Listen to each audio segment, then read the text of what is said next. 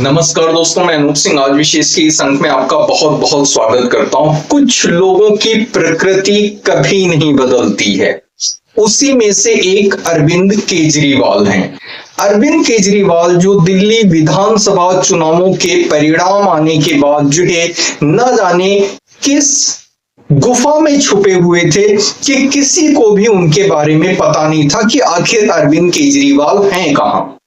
ऐसे समय पे अमूमन होता क्या है कि लोग इंट्रोस्पेक्शन करने के लिए थोड़ा सा अज्ञातवास में चले जाते हैं। इंट्रोस्पेक्शन यानी आत्म मंथन, अपने मन के अंदर झांकना कि क्या कमी रह गई, किस वजह से मुझे ये दिन देखना पड़ा कि दिल्ली विधानसभा का तो चुनाव हारे ही हारे, अपनी सीट भी गवा बैठे। तो यही होता है, यही होना चाहिए, लेकिन एक्चुअली वो इंट्रोस्पेक्शन नहीं कर रहे थे। वो यह सोचने में लगे हुए थे कि ऐसा कैसे हुआ कि इस बार मेरा झूठ, मेरा फरेब, मेरी चालबाजी कामयाब नहीं हुई दिल्ली में, दिल्ली के लोगों के साथ में। चालबाजियों की बात करें तो अरविंद केजरीवाल की चालबाजियों की कोई सीमा नहीं है, कोई अंत नहीं है। जब देश कोरोना जैसी महामारी से जूझ रहा था और पीपीई किट हो गया, ऑक्सीजन सिलेंडर्स हो गए और जितने भी मेडिकल जो है जितना भी असिस्टेंस चाहिए था, मदद चाहिए था, वो केंद्र सरकार भर भर के दे रही थी। अभी जो वर्तमान सीएम हैं रेखा गुप्ता जी, उन्होंने कुछ सरकारी अस्पतालों का दौरा किया तो उन्होंने देखा सैकड़ों हजारों की संख्या में हजारों करोड़ की दवाएं और उपकरण जो उस समय केंद्र सरकार ने, मोदी ने दिल्ली सरकार को दिए थे कोरोना से निपटने के लिए।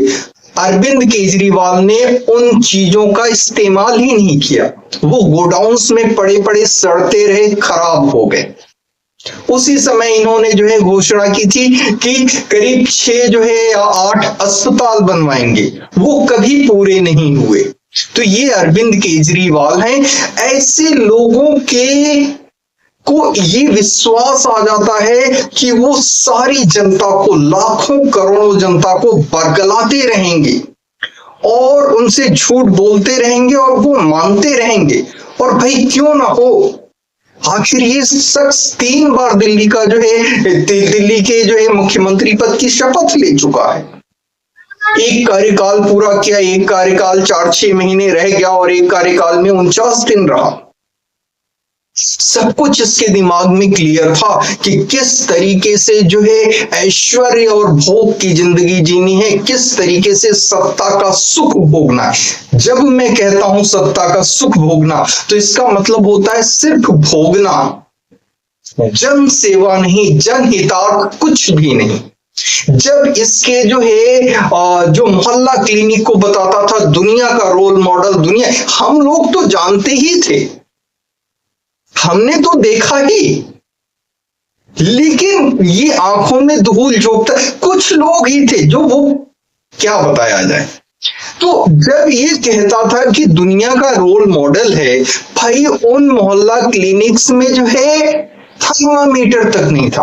आप समझ सकते हैं, किसी भी झोला छाप डॉक्टर के पास भी जाएंगे तो एटलीस्ट बॉडी टेम्परेचर को मेजर करने के लिए, नापने के लिए थर्मामीटर तो होगा।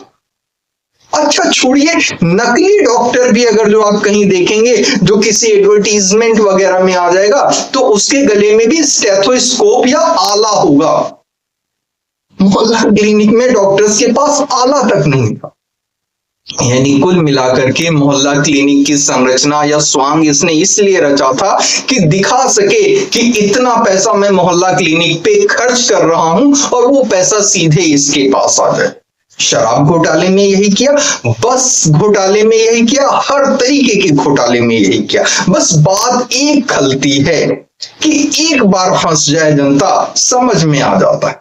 बार बार फंसे, ये समझ में नहीं आता है। वीवीआईपी कल्चर को जो है ये जो है उसके अगेंस्ट बात करते थे।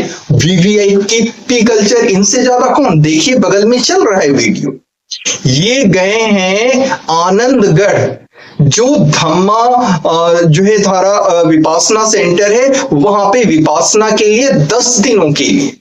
और इनके पूरे लाव लश्कर में 24 गाड़ियां थी। कितनी? 24, जो गिनने में आ रही हैं।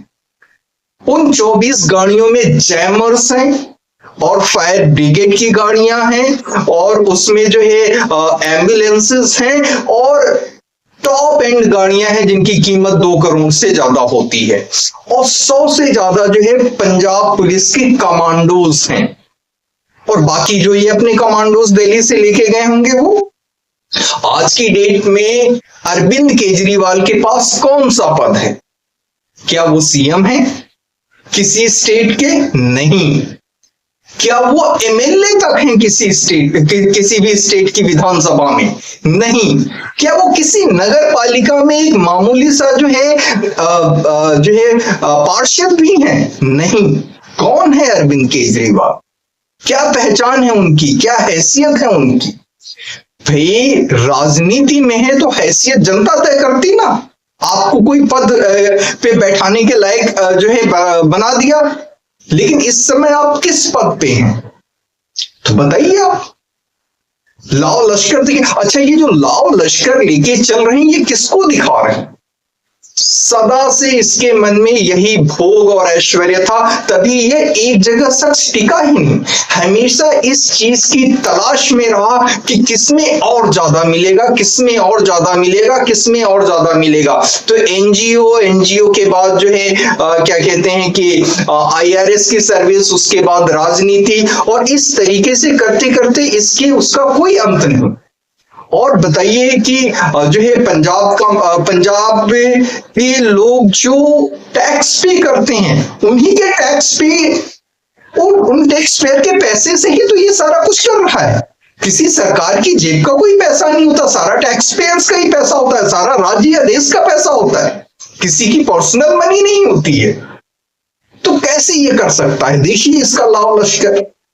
भैया हमें तो लगा कि शायद ये नहीं लगा कि इसमें कोई सुधार आएगा, लेकिन ये जरूर सोचेगा इस बार चाल जो है उसकी दाल गली कैसे। तो ये इंट्रोस्पेक्शन कर रहा होगा और कुछ दिन फिर बहरूपिया बन के आएगा। ये मेरा अनुमान था जब से वो जो है एकदम अंतर ध्यान हो गया था किसी गुफा में, किस गुफा में चला गया पता नहीं चल रहा। लेकिन जिस तरीके से प्रकट हुआ वो देख करके जो है सभी की गणित जो है धरी की धरी रह गई, सभी की गणित धरी की धरी रहेगी। इसके साथ काम करने वाली स्वाति मालीवाल कहती हैं कि इतना बड़ा लाव लश्कर जो है वो डोनाल्ड ट्रंप भी लेकर के नहीं चलते। संदीप दीक्षित जो शीला दीक्षित के सुपुत्र हैं, जो अरविंद केजरीवाल के मुख्यमंत्री बनने से पहले दिल्ली की मुख्यमंत्री थी, वो कहते हैं मैं सदा से इस शख्स को समझता था, ये सिर्फ सत्ता का भूखा है और सिर्फ झूठ बोलता है, झूठ और फरेब के अलावा इसके पास और कुछ है ही नहीं। मनजिंदर सिंह सिरसा को ले लीजिए, भाजपा नेता, किसी को भी ले लीजिए, लोग मतलब क्या है ये शख्स, किसको क्या दिखा रहा है, किसको चैलेंज कर रहा है, किसके दम पे ये जो है सरकारी पैसा और जनता का पैसा इस तरीके से पानी के तरीके से बहा रहा है और उड़ा रहा है और बर्बाद कर रहा है। दिल्ली को लीजिए, कूड़े के पहाड़ साफ होने लगे, वहां पे बांस लगाए जा रहे हैं हजारों की संख्या में और ना जाने कितने एकर्स में और प्लांटेशन हो रहा है। उसको खूबसूरत, जो कल तक गंदगी थी वो आज खूबसूरत का पर्याय बनने जा रही है। सरकार आती है जो है दिल्ली विधानसभा में भाजपा की, और यमुना की सफाई अगले दिन से चालू हो जाती है। अब तक कुछ नहीं तो जो है 10 टन जो है उसमें से जो है कचरा निकाला जा चुका है, तो चलाने की तैयारी है उसमें। माता यमुना की जो है आरती की जा रही है।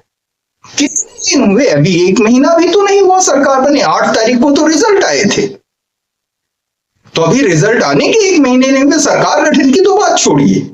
तो इतना कुछ जमीन पे होते हुए दिख रहा है, इतना कुछ परिवर्तन दिख रहा है।